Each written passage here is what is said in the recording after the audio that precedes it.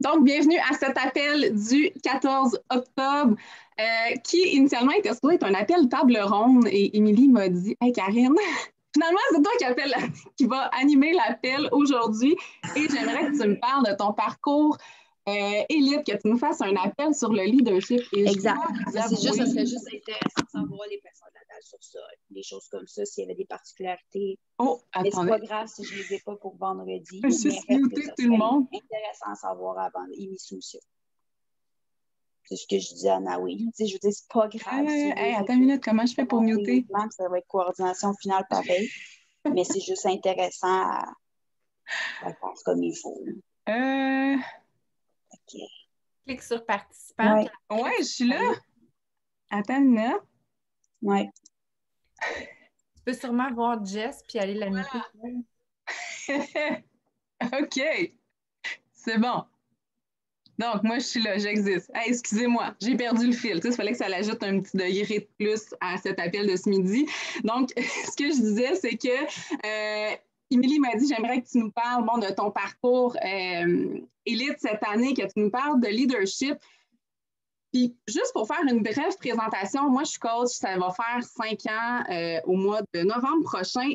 Et encore aujourd'hui, le thème du leadership m'intimide parce que je pense que j'ai cette barrière-là qui me dit que j'ai peut-être pas ça, le leadership en moi, mais oui, je dois l'avoir si je suis rendue où je suis présentement. La vitesse de croisière dans laquelle on avance dans cette aventure-là n'a pas nécessairement d'importance jusqu'à ce que tu décides que ça en a une. Donc, introduction un peu décousue, parce que je veux vous parler de mon parcours qui a été peut-être pas aussi rapide que certaines de mes collègues qui ont commencé en même temps que moi au niveau du coaching. Puis je pense que c'est pas nécessairement important. Je suis coach depuis bientôt 5 ans. Le mois prochain, j'ai été à temps partiel pendant les 4 premières années. Donc, ça va faire 1 an que je suis maintenant coach à temps plein.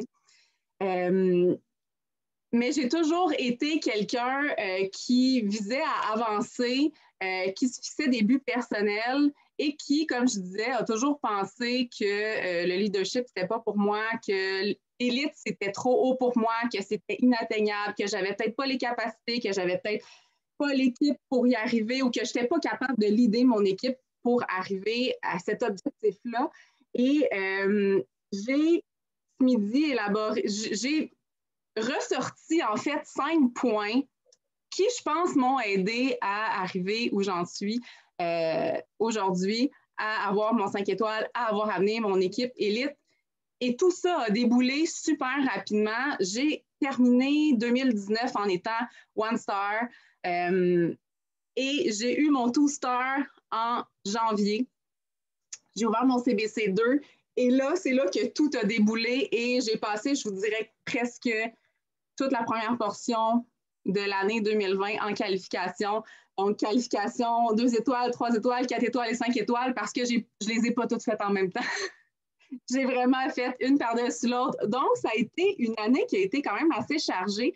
Mais chaque qualification me disait que j'étais capable d'en faire une de plus, que mon équipe était prête à ça, que j'avais amené une espèce de momentum dans mon entreprise pour atteindre cet objectif-là. Donc, moi, j'y croyais. Puis je pense que j'ai apporté les coachs de mon équipe à croire en cette possibilité-là aussi pour leur entreprise. Oui, c'est une qualification pour l'équipe, mais chaque membre qui ont pris part à la qualification, puis même celles qui n'étaient pas en qualification, on doit garder des émeraudes aussi parce que 5 étoiles, ça reste que c'est 5 diamants dans ton organisation, mais il n'y a pas juste des diamants, il y a beaucoup d'émeraudes. Donc, c'est vraiment quelque chose d'équipe à faire. Puis je pense que j'ai amené tout le monde à croire un peu que leur entreprise était capable de se solidifier, pas juste pour 2 semaines, mais vraiment pour tenir un 6 semaines. Et j'ai des filles dans mon équipe qui ont tenu ça vraiment de A à Z durant toute cette qualification-là.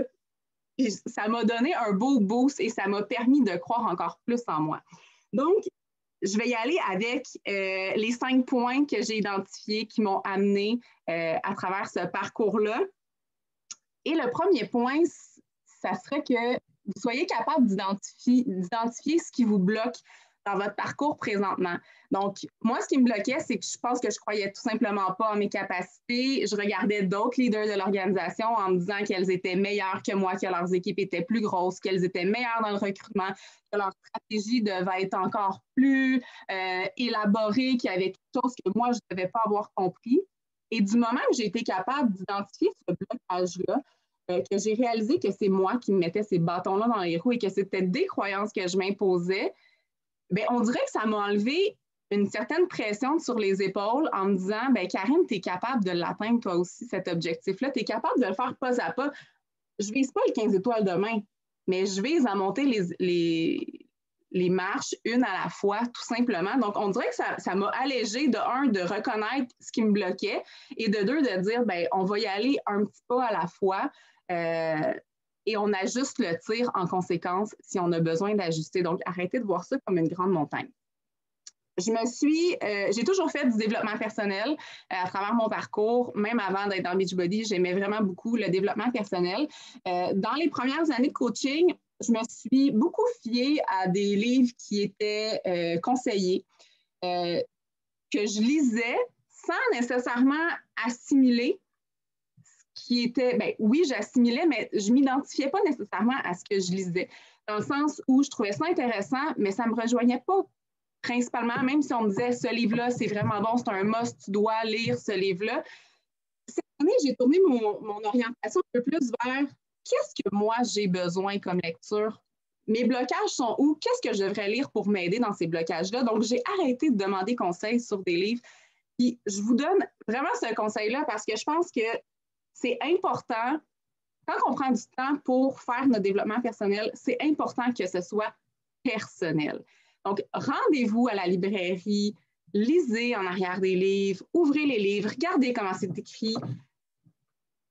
Assimilez bien le fait que ce livre-là, il est pour vous, pour ce que vous avez envie de travailler dans le moment présent. Fait que si un livre peut nous être recommandé par plein de personnes, mais quand on lit l'endos de la couverture ou on lit une coupe de lignes à l'intérieur et que ça ne nous rejoint pas, bien, prends-le et remets-le sur la tablette, puis tourne-toi vers autre chose. Ton 15 minutes de DP, ta demi-heure de DP que tu fais dans ta journée, c'est important que ça soit vraiment quelque chose que tu as besoin pour travailler l'élément que toi, tu veux travailler, ce que tu peux renforcer dans ton mindset, dans ta manière de penser, dans tes actions, dans ta structure. Donc, on n'est pas tous au même niveau, on n'a pas tous les mêmes blocages. Fait que je pense que c'est important de trouver une lecture qui nous ressemble et qui nous aide à avancer. Donc ça a été vraiment comme le point de départ de tout ça, a été que je travaille sur moi en premier avec vraiment ce que moi, j'ai besoin. Ensuite de ça, être franche avec ses objectifs. J'ai toujours souhaité arriver où j'en suis aujourd'hui, mais avec le recul, je me dis, c'était un souhait, mais je n'ai jamais vraiment mis les actions nécessaires en place. Je n'ai jamais eu le mindset du 5 étoiles, le mindset du élite. Fait que vouloir, tu sais, c'est le fun de vouloir plein d'affaires, puis là, on se dit, hey, je ne l'ai pas eu, c'est donc bien plate. Mais est-ce que tu le voulais vraiment? Est-ce que tu t'es fait une structure? Est-ce que tu t'es mis dans un mindset de je vais atteindre cet objectif-là de manière non négociable? Qu'est-ce que je peux faire pour m'aider à arriver à ce point-là? Donc, moi, ce qui m'a aidé, en fin 2019, on est une couple de coachs, toutes dans des équipes différentes, et on s'est dit, ben, on se part une conversation élite 2021. Pour nous, c'est non négociable. On est tous de des downlines différents, on a toute une manière de penser différente, on part tous d'un niveau différent, mais depuis... Je pense qu'on a ouvert cette discussion-là en décembre l'année passée, mais on se suit puis on se parle à toutes les semaines. On se partage ce qui va bien, ce qui ne va pas bien. Tu sais, des fois, ça fait juste du bien de ventiler comme ce qui ne marche pas dans ta business. Tu as besoin d'avoir un coup de pied. Tu as besoin de mettre quelque chose de nouveau en place. Il y a quelqu'un qui a une stratégie qui fonctionne bien, va la partager. On dirait qu'on s'est mis dans un mindset vraiment très positif, un mindset qu'on allait réussir, on se tient dans nos qualifications. Le fait de s'entourer de personnes qui ont le même objectif que soi, bien, ça donne un méchant bon coup de pouce. Puis, tu sais, ça nous permet d'élargir nos horizons. J'ai travaillé avec des filles cette année que il y a des filles avec qui j'avais jamais parlé, que je voyais aller depuis longtemps, puis on dirait le fait de se rallier avec des nouvelles personnes, avoir des nouvelles manières de penser, on développe, tu sais, c'est de sortir de sa zone de confort, là, tu sais, moi, je suis plus attirée à travailler avec des filles que je connais super bien, mais là, on dirait que ça m'a comme amené une autre perspective de la chose. J'avais l'impression peut-être de devoir rendre des comptes, même si c'est pas une conversation où on se rend des comptes, mais où je devais me prouver à moi-même que j'étais capable et que j'avais envie de prouver à ces filles-là que j'étais capable. Puis je pense qu'on croit plus en les autres qu'on va croire en moi. Les filles me disaient « Ah, Karine, tu l'as eu, je savais que tu allais l'avoir. » Puis j'étais comme « Ouais, mais moi, j'étais dans cette conversation-là, mais au début, je ne pensais pas avoir mon élite. » Donc, entourez-vous de filles qui ont les mêmes objectifs que vous. Lancez la demande sur des groupes d'équipe selon l'objectif que vous visez et faites-vous des petites conversations. Pour vrai, moi, j'ai trouvé ça vraiment génial. Puis la conversation continue, puis je pense qu'elle ne va jamais s'éteindre parce qu'on va juste continuer de grandir à travers cette belle conversation-là. Là, je suis dérangée par mon enfant parce qu'il y a ça aussi en temps de COVID. J'ai décidé de garder mes enfants ce midi. Est-ce que tu voudrais monter en haut, s'il te plaît? Ben, oui. Oui, ben, je vais juste vous montrer, là, j'ai travaillé avec ça durant 6 mois, durant le temps du COVID.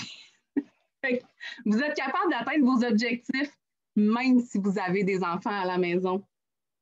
Même si c'est difficile, même si notre environnement est changé, ça faisait partie d'un des points, mais j'ai quand même été capable d'atteindre mon élite avec 2 enfants à la maison pendant 6 mois. Donc, Victor, qui a 5 ans, qui est mon plus jeune, et j'en ai un autre qui a 7 ans, ça brasse de l'air. Mais ça ne nous empêche pas de réaliser nos objectifs. Mais là, j'aimerais vraiment... Je veux que tu montres la photo pour dire c'est qui le nom. Oui, mais j'aimerais que tu montres... J'aimerais, s'il te plaît, que tu montres en... Donc, voilà, c'est ça. Donc, troisième point que j'avais apporté, soit non négociable, sur ton parcours personnel. C'est bien beau de vouloir dire, moi, j'aimerais que mon équipe atteigne tel rang, puis moi, je m'attends à 6 de mes coachs, puis je veux vraiment que tout le monde atteigne leur SC. Mais toi, qu'est-ce que tu fais principalement dans ta business? Est-ce que toi, tu fais un non négociable sur tes SC à tous les mois? Est-ce que tu fais un non négociable sur le nombre de coachs que tu veux recruter à tous les mois? Est-ce que tu attends de tes coachs, mais tu dois l'exceller, tu dois le maîtriser, tu ne dois pas te laisser abattre par peut se passer autour de toi. Tu dois vraiment focusser sur ce que toi, tu es capable de faire, ce que tu es capable de bâtir comme momentum autour de toi et tout va venir qu'à s'attirer. Tu sais, je crois beaucoup à la loi de l'attraction, là, mais c'est vraiment ça.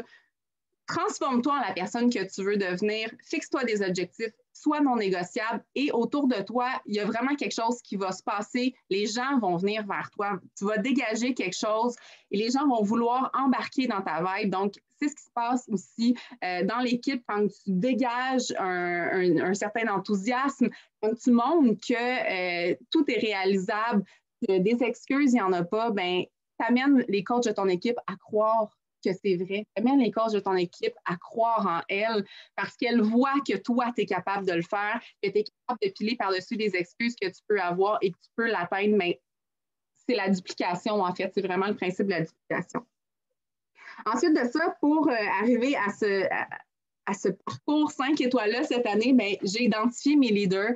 C'est sûr que, tu sais, on aimerait bien que tous les coachs de notre équipe soient tous des leaders et qu'elles gravissent les échelons aussi rapidement que nous, mais la réalité est que ce n'est pas les objectifs de tout le monde dans ton équipe et c'est correct. Puis j'ai appris à respecter le fait que j'ai des coachs dans mon équipe qui vont vouloir faire un SC2 une fois de temps en temps, que pour elles, le Success Club, c'est pas quelque chose qui est nécessairement primordial, puis c'est correct comme ça. J'apprends à respecter les objectifs qui sont...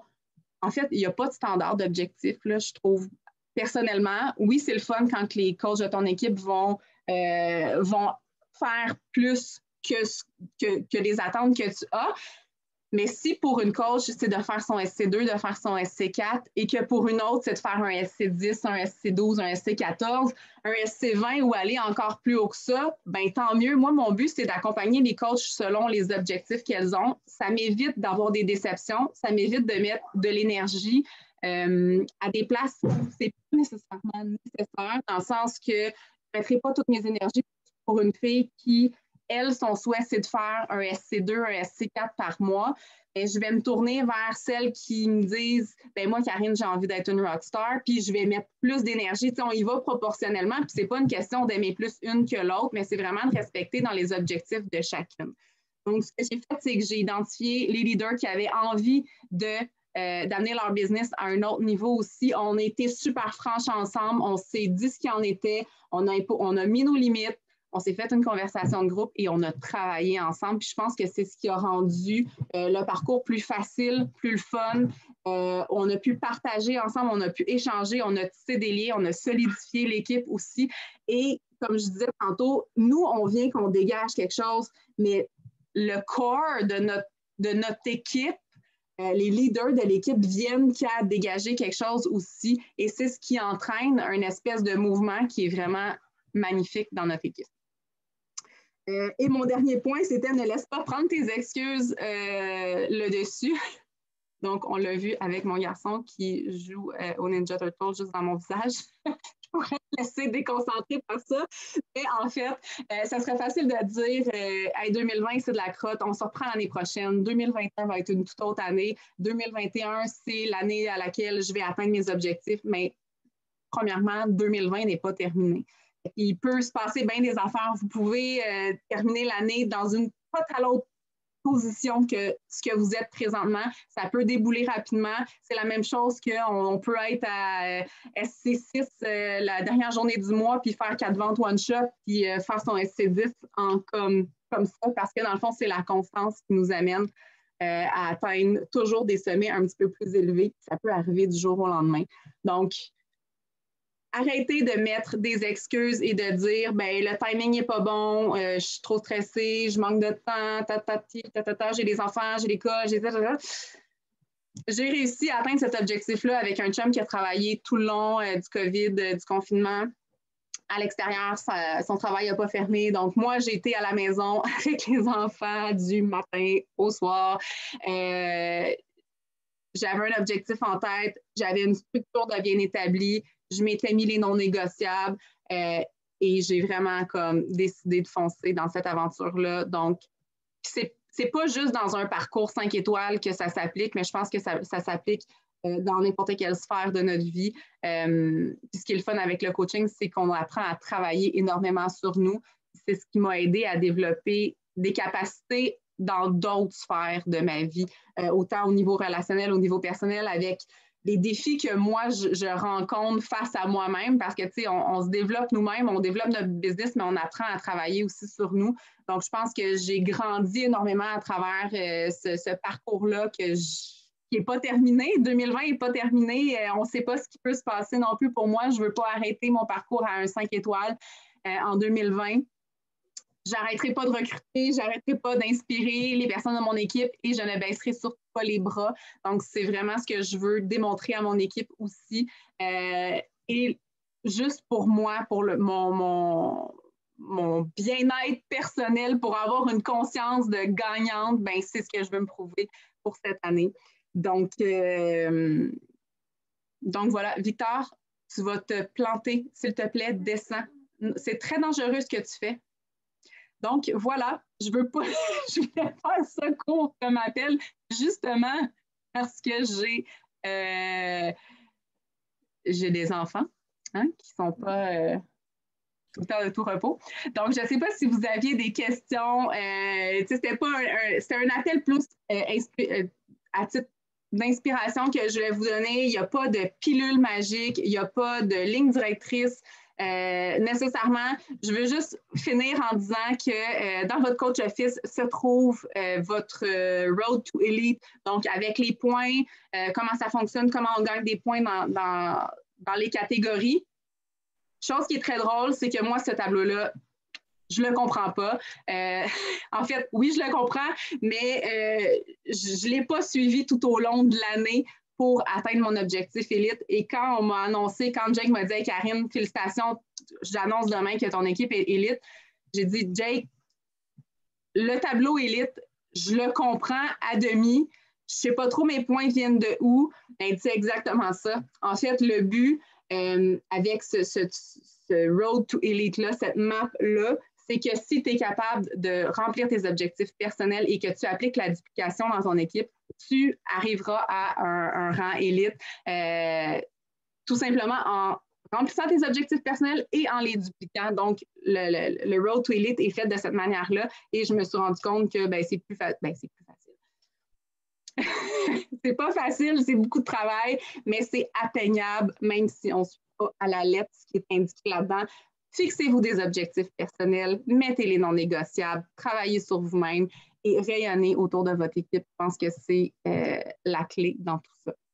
Oui, vraiment. Merci, Karine. C'est super inspirant ce que tu partages. Puis, tu sais, dans le fond, comme tu dis, le Élite, c'est juste les activités du tracker, mais qu'on multiplie parce que ça part d'aider des gens, de les aider à avoir une transformation, puis après, d'aider nos coachs aussi à aider des personnes qui vont faire que la duplication va se créer, tout simplement.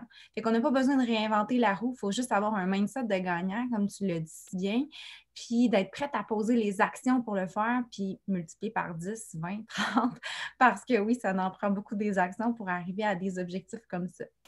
Fait que moi, j'avais juste une petite question.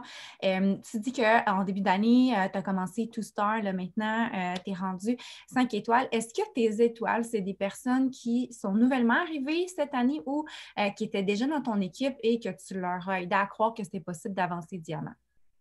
Dans ces étoiles, dans ces diamants-là, il y a des filles que ça fait un petit bout qui sont dans l'équipe. Qui ont cheminé. Tu sais, je pense qu'un parcours de coach ne peut pas juste être comme montant, oui, ça peut être, tu montes en flèche, mais ton parcours peut être fait de vagues aussi. Il y a certaines coachs qui ont eu des creux, ont décidé de ralentir la cadence, puis ont réalisé que finalement, il y avait quelque chose qui était possible pour eux, puis que le coaching est important à leurs yeux. Donc, dans ces étoiles-là, il y en a de toutes sortes. J'avais une fille qui a perdu son diamant, mais qui a été capable de garder cette qualification-là. Du moment qu'elle a signé, son diamant s'est atteint en 1 mois. Elle a gardé sa qualification un peu plus que 6 semaines. Mais c'est pas parce que tu n'as pas déjà des diamants qui sont identifiés dans ton équipe que ça ne veut pas dire que tu ne peux pas développer un diamant maintenant. Je prends exemple sur moi, quand j'ai décidé que j'ai voulu monter diamant quand j'ai commencé, mon diamant s'est fait en même pas 1 mois. J'ai été capable de, j'ai posé les actions puis je suis montée diamant. Quand j'ai ouvert mon CBC2, 3 semaines après, mon CBC2, il était diamant. J'ai focusé sur ça, c'était mon objectif principal, c'était de le mettre diamant. Fait que je pense que si on est capable d'aider nos coachs à croire en leur capacité, à croire que tout est possible, que tout est réalisable, parce que pour être diamant, ça prend juste avoir un déclic ici qui dit que tu es capable de l'atteindre. Et si on est capable de faire comprendre ça à nos coachs et de ne pas leur montrer que diamant, c'est une grosse montagne, parce que ce n'est pas nécessairement une grosse montagne.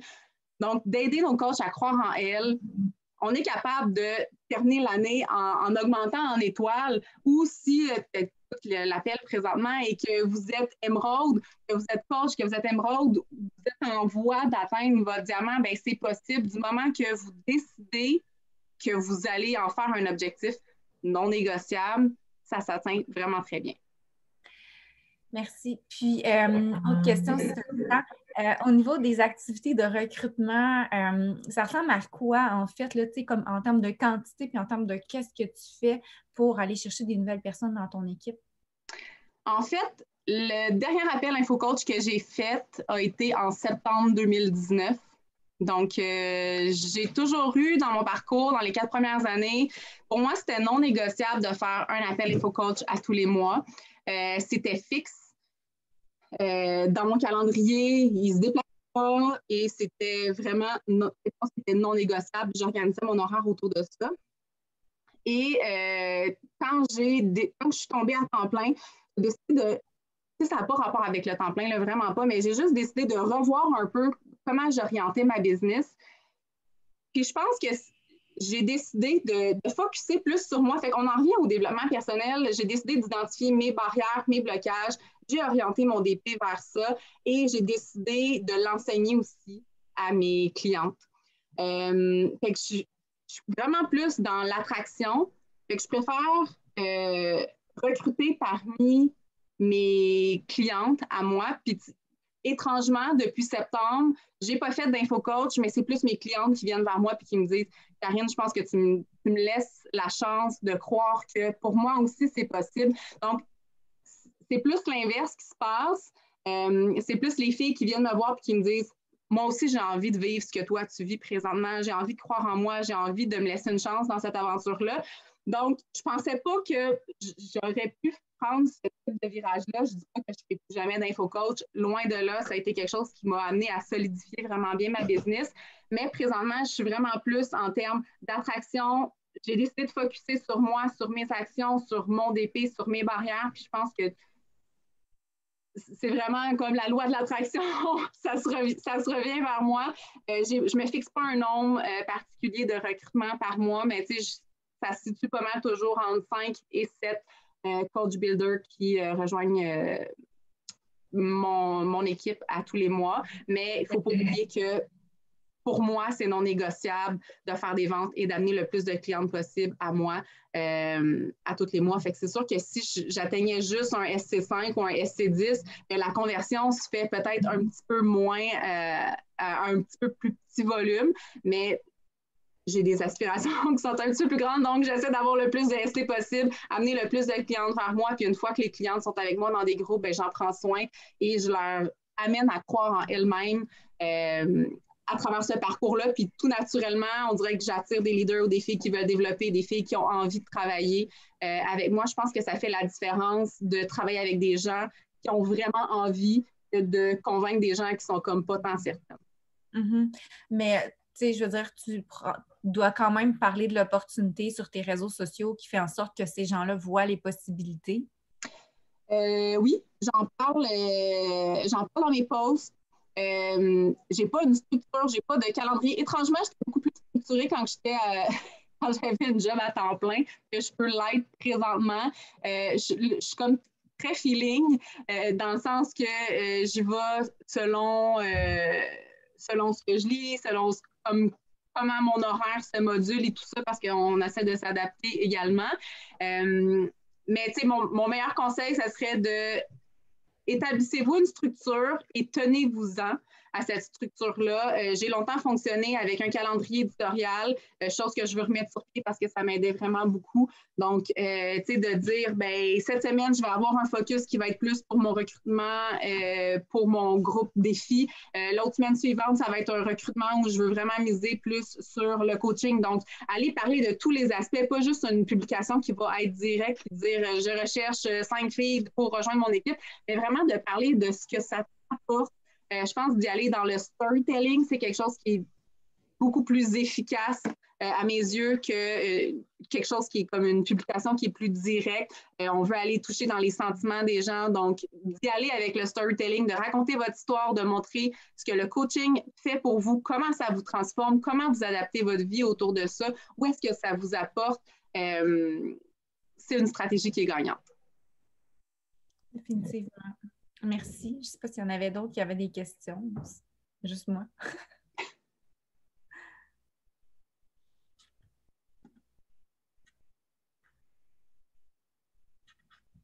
Je pense que ça fait le tour.